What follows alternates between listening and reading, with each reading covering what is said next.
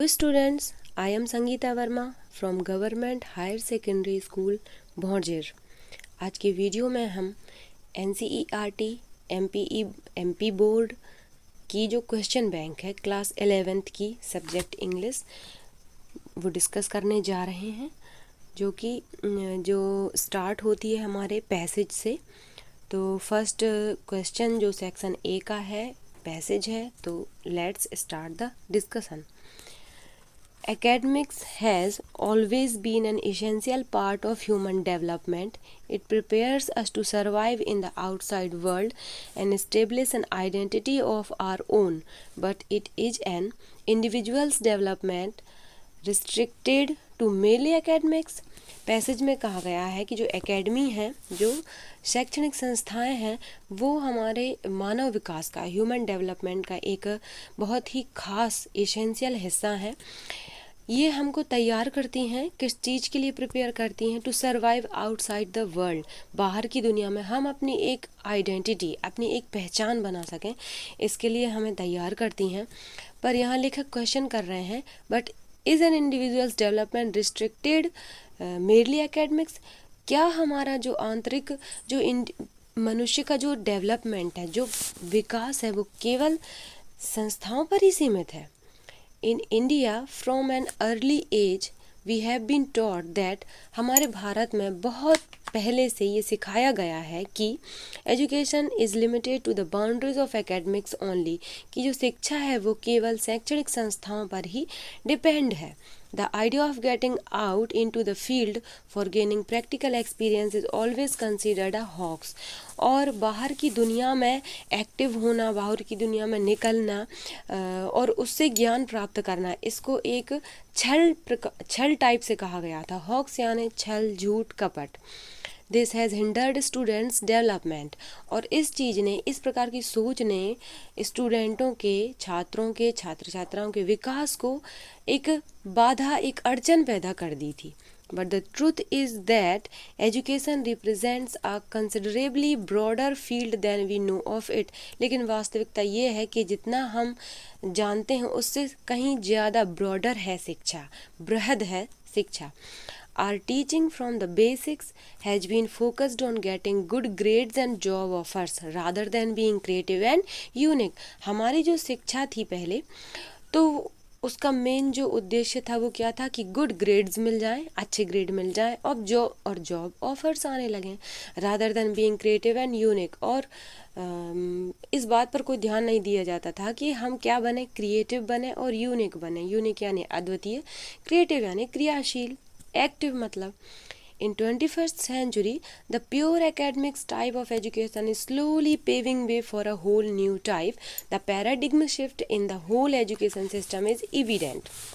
लेकिन 21वीं सदी में, 21st सेंचुरी में जो एकेडमी है वो शिक्षा के लिए एक पक्की सड़क, पेविंग वे यानी पक्की सड़क का काम कर रही हैं। ये चीज़ आज के समय में एक आदर्श बन गई हैं ये संस्थाएं। People have now come to understand that education is a 360-degree activity that should focus on a student's overall development rather than restricting him or her to the classroom. और आज के समय में लोग ये जान गए हैं कि शिक्षा, एजुकेशन हमारे लिए 360 डिग्री के कोण का काम करता है। 360 डिग्री का कोण जब हम बनाते हैं तो वो पूरा का पूरा सर्कल को कवर कर लेता है। मतलब जो सिर्फ एजुकेशन से हम अपना संपूर्ण विकास कर सकते हैं, ओवरऑल डेवलपमेंट स्टूडेंट का हो सकता है। रादर देन रिस्ट्रिक्टिंग हिम और हर टू क्लासरूम, उन्हें सिर्फ क्लासरूम तक ही सीमित ना रख के। Co-curricular activities that take place outside the classroom but reinforce or supplement classroom curriculum in some way have become a point of focus today. जो को करिकुलम एक्टिविटीज़ होती हैं, मतलब सह पाठ्यक्रम गतिविधियां जो होती हैं, जो पढ़ाने के साथ साथ क्लासरूम में आजकल जो गतिविधियां स्टार्ट हो गई हैं उनको को करिकुलम एक्टिविटीज़ कहा जाता है। तो वो जो एक्टिविटीज़ हैं वो क्या कर रही हैं, हमारे एजुकेशन को, क्लासरूम एजुकेशन को सप्लीमेंट प्रदान कर रही हैं, मतलब एक्स्ट्रा बहुत जल्दी उन एक्टिविटीज़ से स्टूडेंट्स की टॉपिक समझ में आ जाता है। These activities help in the growth of the child, और ये जो एक्टिविटी हैं ये बच्चे के विकास में सहायक हैं। इन मोर देन वन वे, केवल एक ही तरीके से पढ़ाना, किताबी तरीके से पढ़ाना, ये सिर्फ एक तरीका था, लेकिन ये जो एक्टिविटीज़ हैं ये एक दूसरा तरीका है इस बच्चे को या स्टूडेंट्स को टॉपिक समझाने में। Participating in such activities help youngsters grow mentally, socially and individually। और इस प्रकार की एक्टिविटीज़ में भाग लेने से यंगस्टर को क्या फ़ायदा होता है, वो किस प्रकार से डेवलप करते हैं, मेंटली भी, मानसिक रूप से, सोशली यानी सामाजिक रूप से भी, इंडिविजुअली यानी व्यक्तिगत रूप से भी उनका विकास होता है।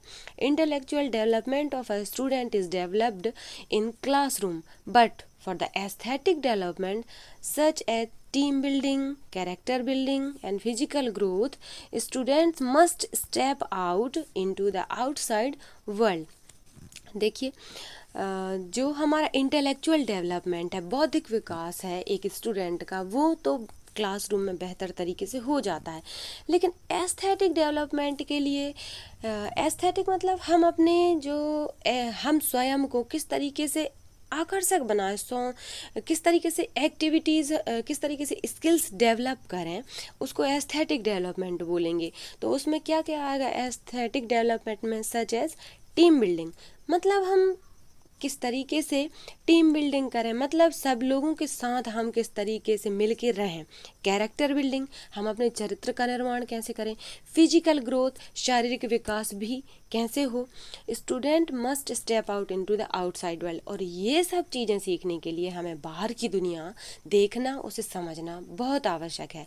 For instance, if a student is a part of school football team, उदाहरण के लिए कोई एक स्टूडेंट स्कूल में फुटबॉल टीम का पार्ट है, हिस्सा है, तो ही और she will learn team work and coordination. तो उस टीम का हिस्सा होकर वो, जो चाहे छात्रा हो चाहे छात्र हो, वो क्या सीखेगा, टीम वर्क, कि किस तरीके से हम सभी के साथ मिलके, टीम के साथ मिलके काम कर सकते हैं, सहयोग एक दूसरे को देना सीखेगा। In a practical manner which can not be taught in the classroom, और वास्तव में ये चीज़ हम क्लास में बैठे बैठे तो नहीं सीख सकते, तो इस चीज़ के लिए हमें आउटसाइड वर्ल्ड में भी अपना एक्टिव होना ज़रूरी है। Now let's discuss the questions. What is an essential part of human development? तो ह्यूमन डेवलपमेंट का essential part यानी खास पार्ट क्या है? तो आप लोग वीडियो को पॉज कर सकते हैं और इसका आंसर खुद सोच सकते हैं। तो मैं बता देती हूँ, इसका आंसर रहेगा C, academics. Who is considered a hoax, मैंने बताया था हॉक्स का अर्थ होता है छल, कपट, झूठ वगैरह। तो इसका आंसर होगा प्रैक्टिकल एक्सपीरियंस को पहले हॉक्स कहा जाता था, हमारे इंडिया में ऐसी सोच थी। What has hindered students development, student के डेवलपमेंट को किस चीज़ ने रोक दिया था? तो working in outside world, learning team work, gaining practical experience, या limiting education to boundaries of academics. तो इसका रहेगा आंसर डी। नेक्स्ट है, the shift in education system means to restrict classroom activities, to ignore 360-degree development, to focus on overall development, to develop academics only। तो इसका answer रहेगा to focus on overall development। आप लोग pause करके भी अपने मन से आंसर लगा सकते हैं। Which of the following is similar in meaning to the word hawks? Hawks शब्द का सिमिलर या सिनोनिम क्या होगा? तो बताया था मैंने, छल, कपट, झूठ, तो untrue. Which activities have become a point of focus today? आज के समय में कौन सी एक्टिविटीज़ हैं जो कि फोकस करने, जिन पर कि फोकस किया जाना चाहिए? तो बताया था को करिकुलर एक्टिविटीज़, सिर्फ पढ़ना ही नहीं बल्कि ये जो शैक्षणिक गतिविधियाँ हो रही हैं उन पर भी फोकस होना चाहिए। नेक्स्ट क्वेश्चन देखते हैं। Why must students step out the outside world to see the world for physical development, for aesthetic और for mental development? तो किस चीज़ के लिए आउटसाइड में हमें फोकस करना चाहिए? फॉर एस्थेटिक डेवलपमेंट के लिए। नेक्स्ट देखते हैं। The period of 100 year is, ये तो बहुत ही इजी है, century. Which of the following is the correct antonym of unique? देखो एंटोनिम बताना, यहाँ विरोधी शब्द बताना है, तो यूनिक यानी अद्वितीय, तो अद्वितीय का क्या रहेगा? कॉमन, सामान्य। नेक्स्ट है classroom teaching provides. Classroom teaching हमें क्या प्रोवाइड करती है? तो प्रैक्टिकल एक्सपोजर करती है क्या? तो नहीं भैया। Chance to learn other skill? तो नहीं। द फाउंडेशन, तो आधार प्रदान करती है हमको क्लासरूम टीचिंग, तो इसका आंसर सी रहेगा। तो नेक्स्ट पैसेज हम नेक्स्ट वीडियो में डिस्कस करेंगे। Thanks. If you like my video, then you can subscribe my channel and you can share my video.